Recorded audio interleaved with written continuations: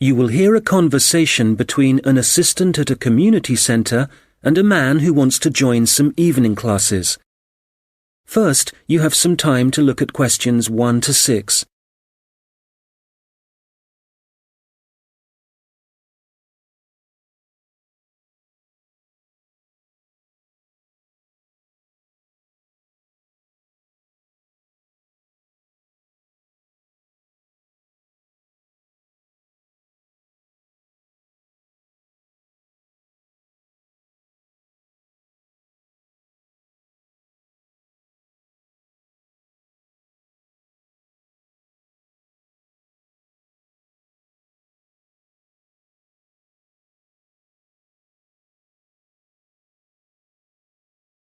Hello, Eastwood Community Centre.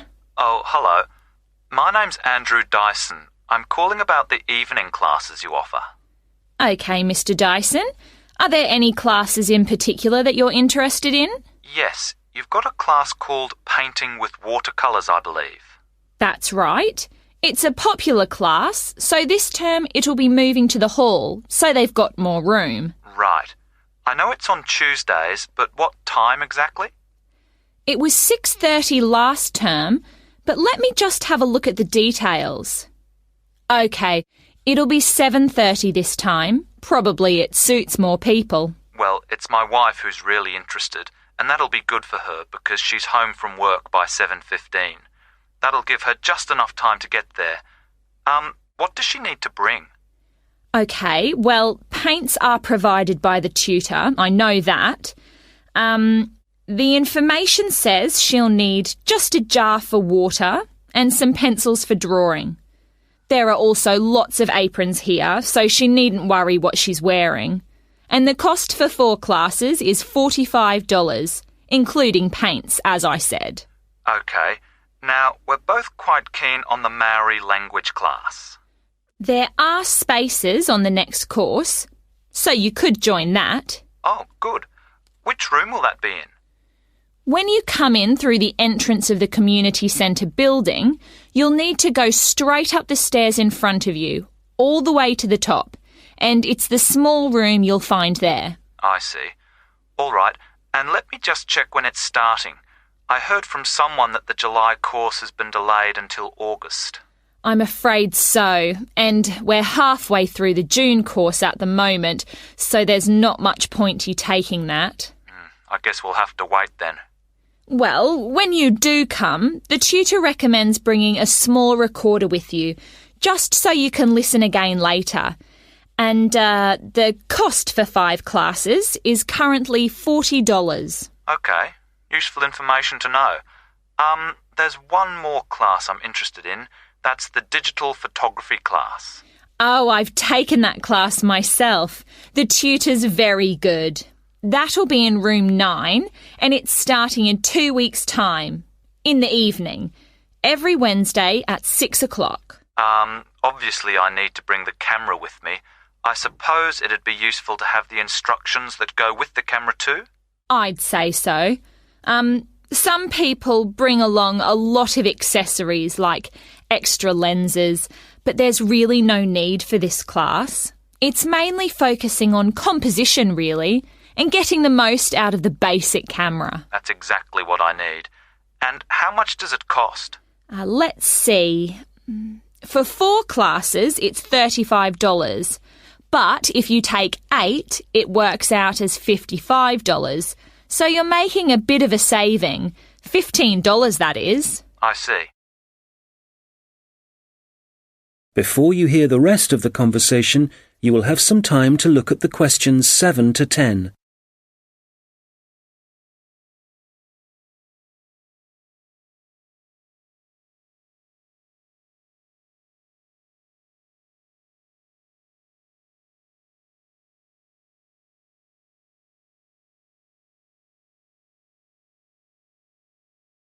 Now listen and answer questions 7 to 10. OK, now just another question for the watercolours class. I've just remembered that my wife asked me to find out about the level. Who's it for? OK, well, you don't have to be very skilled or anything like that. It's designed for beginners, actually. People who might see art as a hobby rather than as a professional opportunity. That sounds like my wife.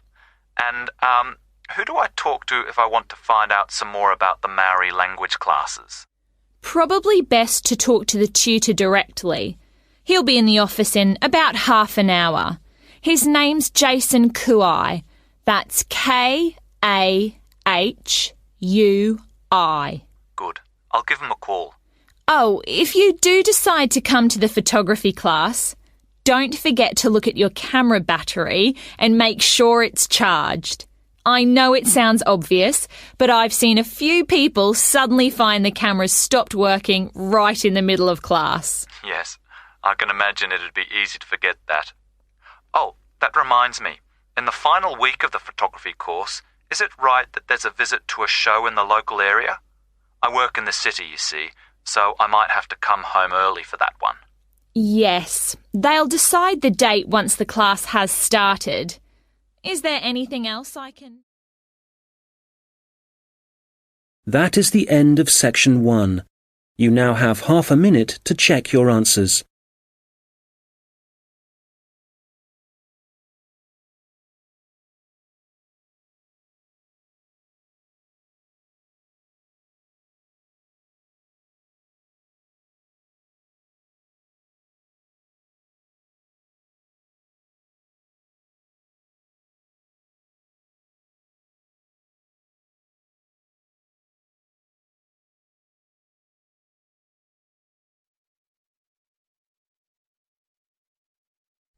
Now turn to Section 2. Section 2. You will hear a talk by a representative of an agency that finds people to look after homes when their owners are away. He is talking to a group of homeowners.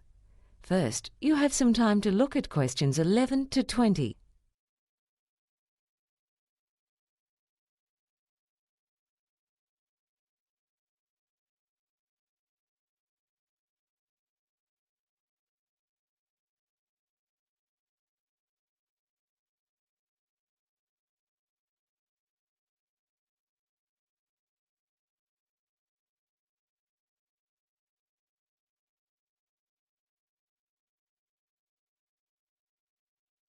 Now listen and answer questions 11 to 20. Good evening, ladies and gentlemen. I'm glad you've been able to make it to this introductory talk about our agency, which is called Contented Homes. My name's Gary, and I'm going to explain what our business involves. But first, I'd like to tell you something about the background of our agency. We commenced operations back in 1989. And essentially, our job is to find suitable people to live in and look after other people's homes while they're away. The homeowners, people like yourselves, might be away on holidays or temporarily working in another city or country, and they want to be sure that while they're away, their home will be secure, and that when they come back, everything will be in good condition. When we first started out, we conducted most of our business over the phone, but now the bulk of it is done over the Internet. Basically, this is how it works. Homeowners come to us when they need to find reliable, trustworthy people to take good care of their home for a limited period of time. The people who stay in your home and take care of it are called house sitters. The house sitters live at your place for periods of anything between 1 month and 2 years. There are all kinds of reasons why people house sit. Some are couples, others are single. Often they're saving up to buy their own home, or they may be renovating their own home and just need somewhere to stay temporarily, or they might have just moved to your city. Although house sitters don't pay you any rent when they're living in your home, they are required to pay any bills for the telephone, gas, electricity, and so on. So for the homeowner, this is not a way to make money. When someone registers with us to become a house sitter, they provide us with some of their personal details, such as their age and occupation. I need to stress here that our agency does not carry out a security check on the people who have registered with us to be house sitters. Many house sitters have references from people whose houses or apartments they've looked after in the past. It's up to you to check those references. Allowing someone to live in your home is not a decision to be taken lightly. So we also recommend that you meet with any prospective house sitters and interview them before deciding which person or people would be most suitable to look after your home in your absence. There are similarities between house sitters and tenants, but there are differences as well. House sitters don't have as many rights as people who have a lease on a property. As the homeowner, you can give a spare set of keys to your home to a neighbor, friend, or relative. That person's allowed to drop in on the house sitters without prior notice at any time, within reason, to check that the house is in order, and the house sitters aren't allowed to stop them from entering. There are many good reasons to use the services of a house sitter. Burglars soon notice when people are away, so theft is much less likely if someone is living in your home.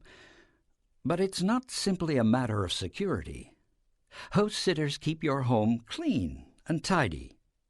Some of them are even more house-proud than the actual owners. In addition, many people need a house sitter to look after pets and keep the garden in order. Now, I'd like to tell you about the fees we charge. First, you, the homeowners, don't have to pay us anything. When people who want to be house sitters come to us, they have to pay $375 to go into our directory. That's where we get the money to run our service. As I said, we don't check to see that the information supplied by them is correct. It would simply cost us far too much time and money to do that. When you've decided that you want to go ahead and have a house sitter look after your home, we definitely think it's a good idea for you to take out insurance for your home. You'll find that many insurance companies prefer the higher degree of security if someone's living in your home than if it's left empty. Anyway, I hope I've given you a clear idea of our service. And now, I'd be happy to take any questions. That is the end of Section 2. You now have half a minute to check your answers.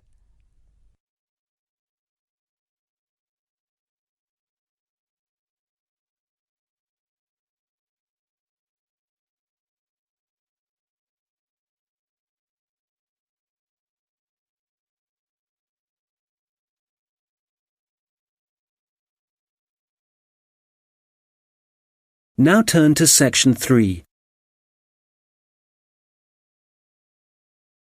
You will hear two students discussing a presentation they are going to give.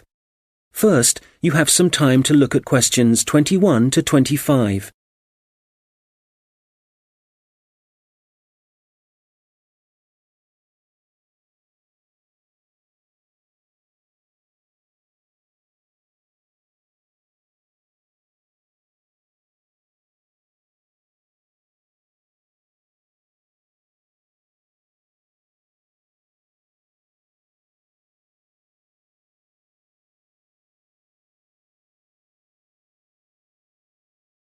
Hi, Robert. Hi. Sorry I'm late. I was just printing off some pages about food waste in Britain. Do you want to include Britain in the presentation? I thought we were concentrating on the USA. Well, it is a global problem, so I thought we ought to provide some statistics that show that. Fair enough. What did you find out? Well, I was looking at a British study from 2013.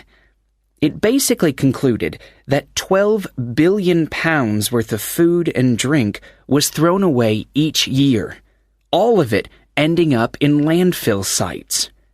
Over 8 million tons. And that wasn't including packaging. An incredible amount.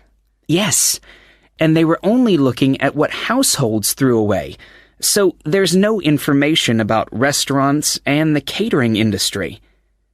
But one thing the study did investigate was the amount of milk and soft drinks that were wasted, and I think it was probably quite unique in that respect.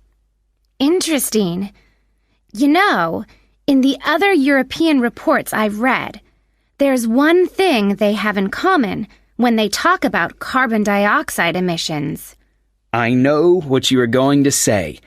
They never refer to the fuel that farms and factories require to produce the food, and the carbon dioxide that releases? Exactly. We could really cut down on carbon emissions if less food was supplied in the first place. To my mind, the reports talk too much about the carbon dioxide produced by the trucks that deliver the fresh goods to the shops and take the waste away. They forget about one of the key causes of carbon dioxide. Absolutely. If the reports are actually going to be useful to people, they need to be more comprehensive. Who do you mean by people? Well, the government, industries, people making television programs. Have you seen any documentaries about food waste? Not that I remember. My point exactly. These days, they all seem to be focusing on where your meat, fruit, and vegetables are sourced from. We're being encouraged to buy locally, not from overseas. That's probably a good thing, but I'd still like to see something about waste. Yes, it's the same with magazine articles. It's all about fat and sugar content, and the kind of additives and coloring in food, but nothing about how it reaches your table and what happens after it ends up in the bin. Well, we've only got 15 minutes for this presentation, so I think we'll have to limit what we say about the consequences of food waste. What do we want to concentrate on? Well, I know some of the other presentations are looking at food and farming methods and what they do to the environment. So I think we'll avoid that. And the fact that in some countries, people can't afford the food grown on their own farms. That was covered last term. Okay, we don't want to repeat stuff. What concerns me above all else is that in a recession, governments should be encouraging business to find ways to cut costs. Apparently, supermarkets in the USA lose about 11% of their fruit to waste. That's throwing money away. All right, we'll focus on that problem. It should get the others' attention anyway. Now, how do you want to begin the presentation? Let's not start with statistics, though, because that's what everybody does. I agree. How about we give the other students a set of questions to answer about what they suspect they waste every day? I'm fine with that. Probably a better option than showing pictures of landfill sites. It'll be more personalized that way. All right. Now let's start.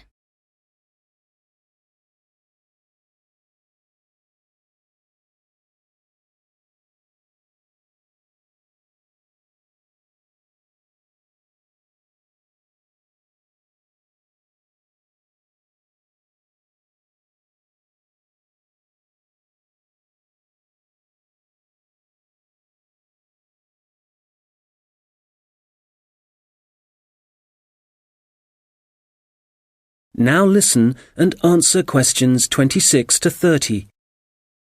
Okay, shall we now have a look at the projects that different researchers and organizations are working on?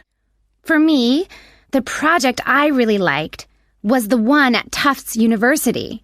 You know, where they've invented tiny edible patches to stick on fresh foods that show you what level of bacteria is present, and so whether you can still eat it. It's a great idea, as it tells you if you need to hurry up and eat the food before it goes off. The other good thing about the patches is that apparently they'll be cheap to manufacture. Good.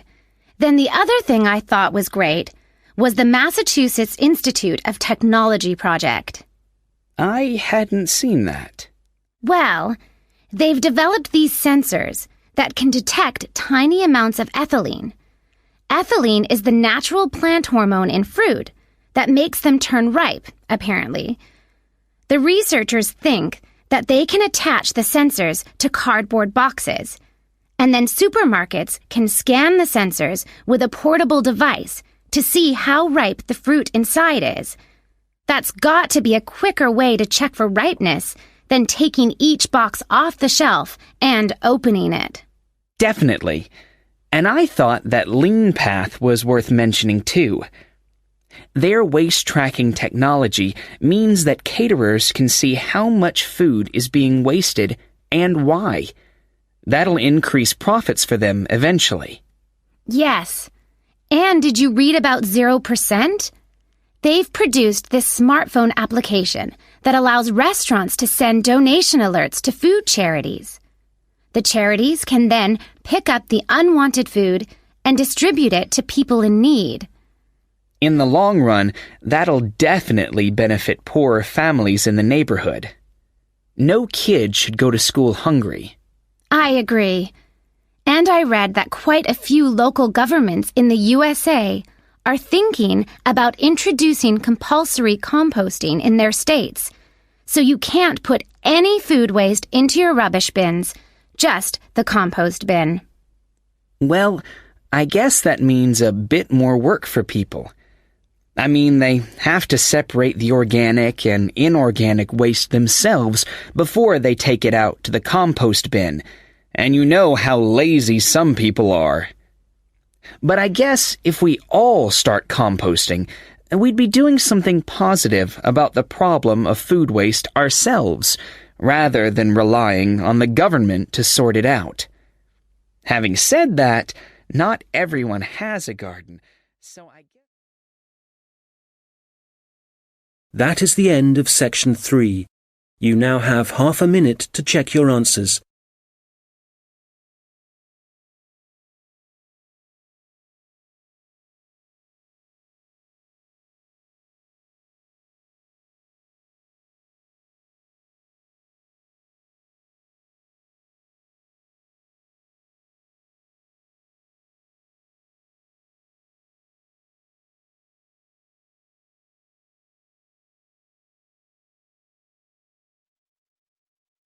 Now turn to Section 4. Section 4. Emma Bell is an agricultural scientist. In the following lecture, she describes some of the advantages of the hemp plant. First, you have some time to look at questions 31 to 40.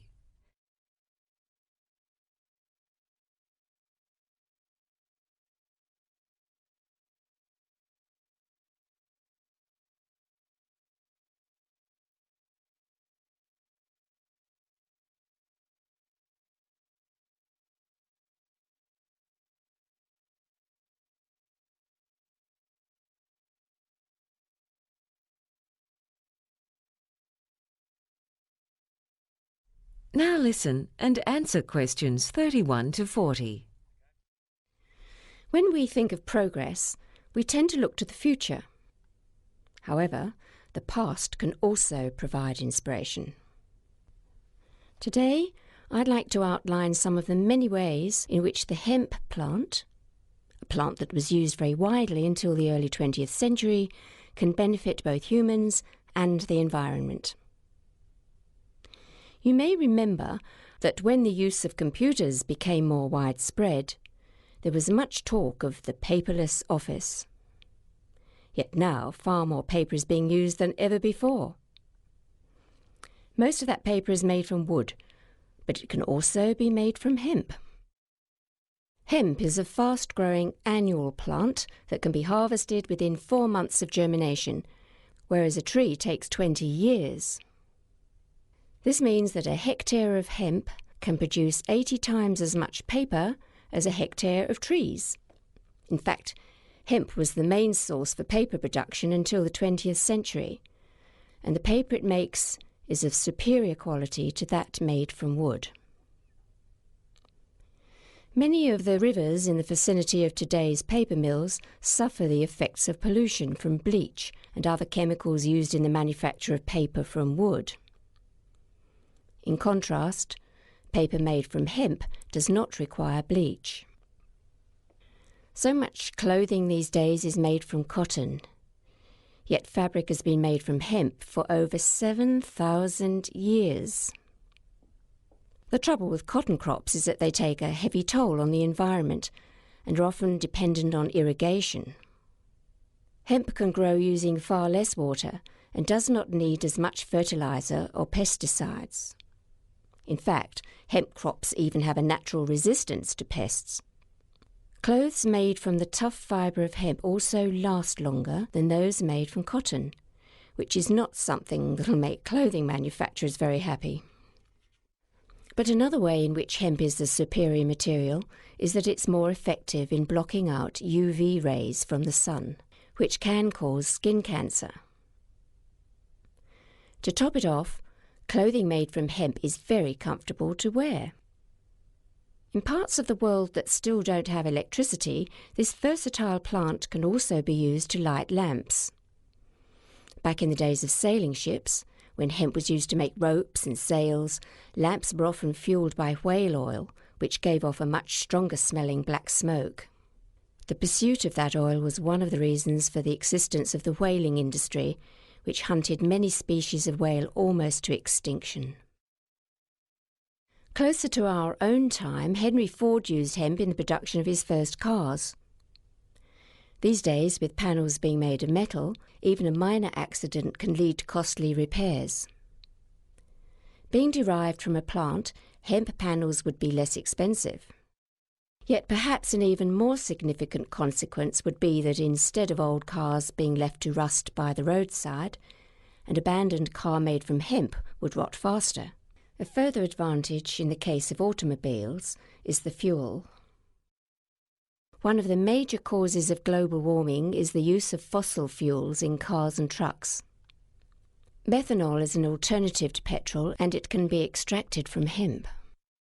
This fuel is already used by racing cars and it doesn't produce as much air pollution, thus placing a smaller burden on the air we breathe.